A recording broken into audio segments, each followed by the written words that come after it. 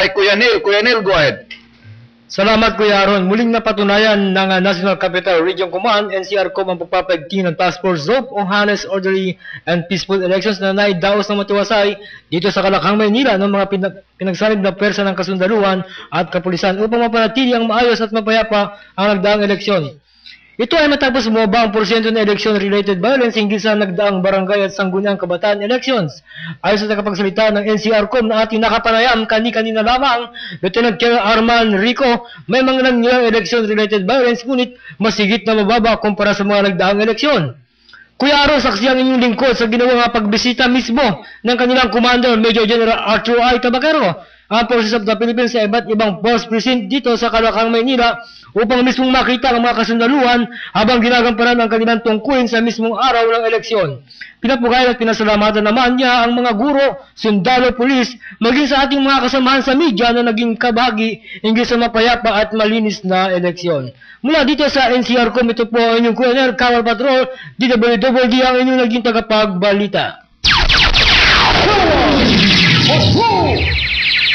Maraming salamat Kuya Neil sa report na yan.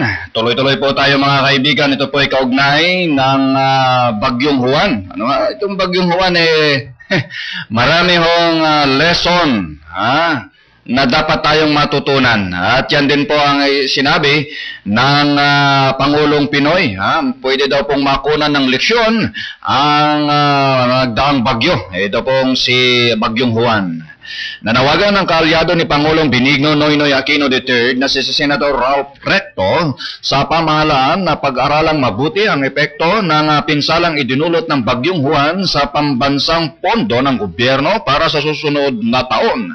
Ayon kay Recto, dapat ikonsidera ng gobyerno ang naging pinsala ni Juan at gumawa ng kinakailangang pagbabago sa panukalang pondo kung kinakailangan. Ipinaliwanag ng mambabatas na posibleng maapektuhan ang mga tinakdang target ng Administrasyong Aquino para sa susunod na taon kung hindi ito bibigyan ng pansin ang naging epekto ng nagdaang bagyo sa buhay at ari-arian, gayon din sa mga pampublikong istruktura sinira ng kalamidad.